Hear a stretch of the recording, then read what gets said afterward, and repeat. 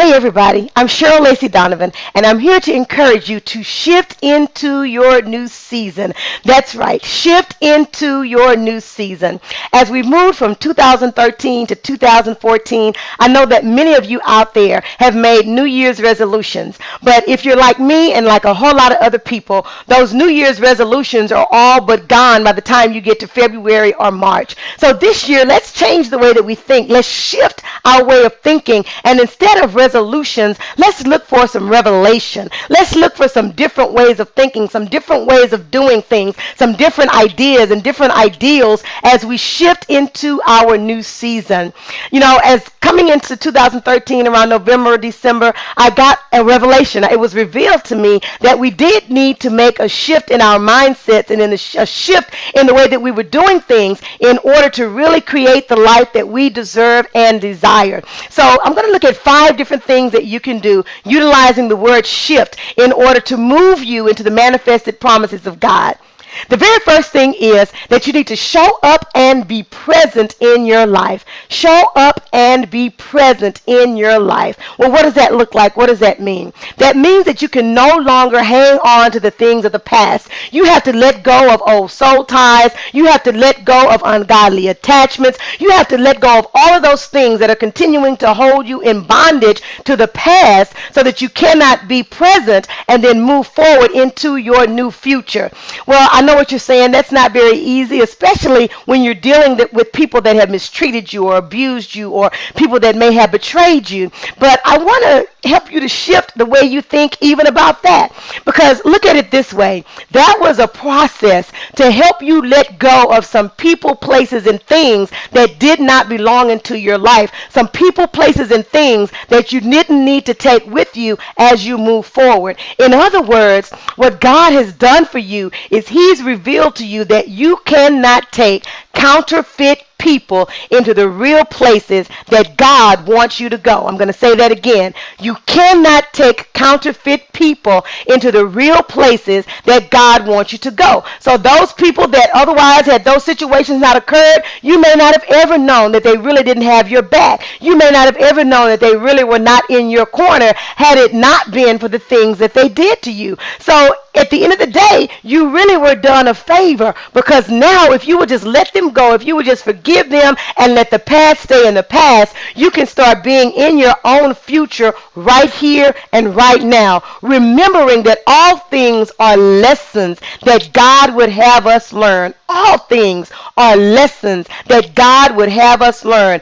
And the thing is, if we are good students and we learn those lessons the first time, we don't have to keep repeating them over and over and over again. So number 1, show up and be present in your life. That also means that you can't spend a whole lot of time in the future either. I mean, I know it's great. You write the vision, you make it plain, you put the information down on paper, you create plans, you create vision statements, but you can't spend a lot of time in the future without doing something in the here and now to be able to manifest the things that you say that you want in your future. So you just need to go ahead and live in the here and now, be present, show up, and be present in your own life. The next step is that you have to harness your gifts and your talents. Harness your gifts and your talents. What does that mean? That means that maybe you need to invest in yourself. If you know that there are some things that you're really good at, maybe it's cooking, so maybe you may need to go back to culinary school. Or maybe you love children and you may want to start a daycare center or a babysitting service, and you need to go and take some classes to be a daycare manager or whatever the case may be.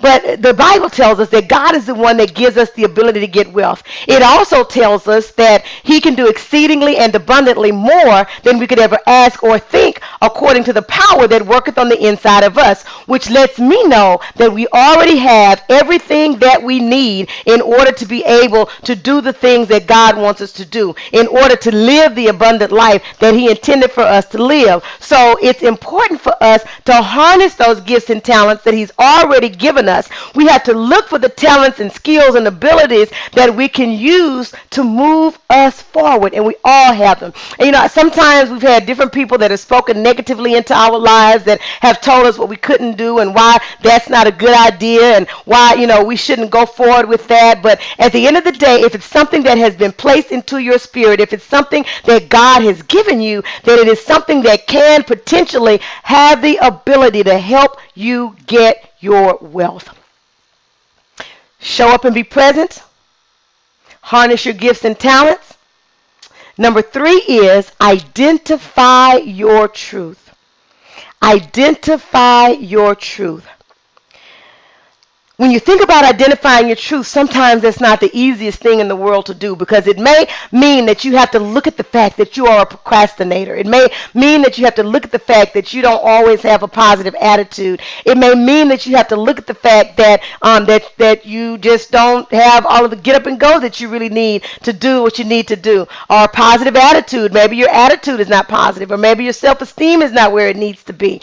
But the only way that you're going to get to where you're trying to go is if you look at those things honestly and you identify them, then that way you can go ahead and start working on them. So identifying your truth is extremely, extremely important.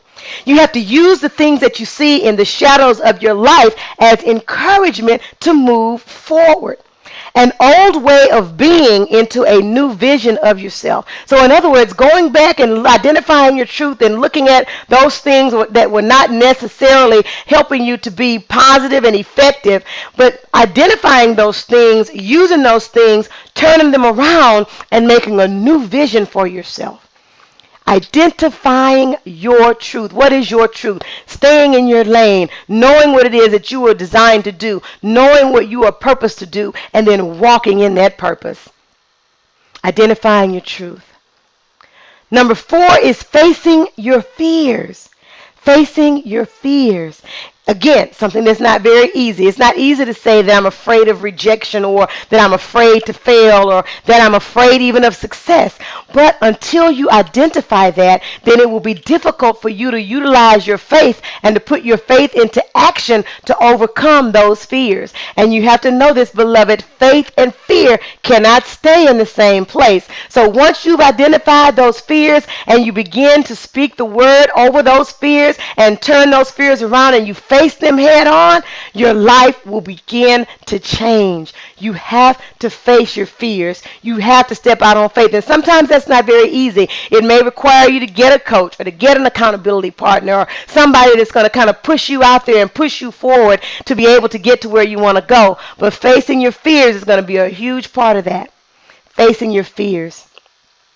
Then lastly, take decisive actions.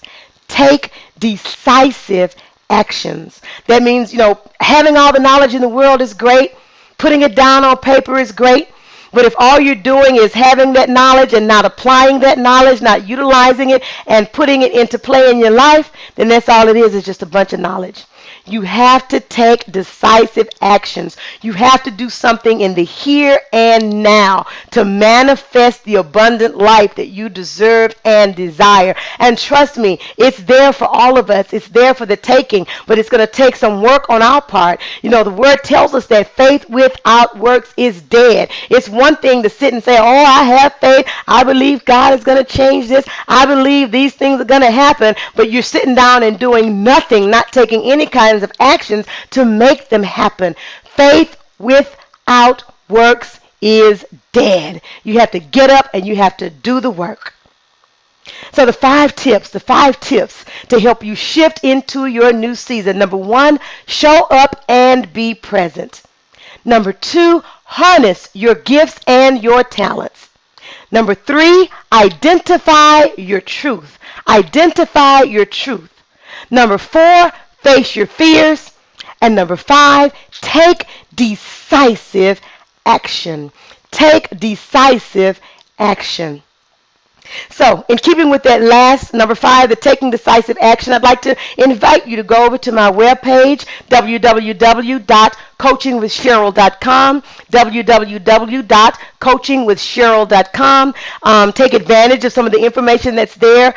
Sign up for a free consultation, free coaching session with me if you need someone that can hold you accountable, or someone to help you map out the action plan that you need to take for your life, someone that you need to bounce some ideas off of, or whatever the case may be, visit my website, coachingwithcheryl.com. Leave your contact information, and I will be more than happy to get back with you as you are looking forward into shifting into your new season. Are you ready for the shift? Shift into your new season.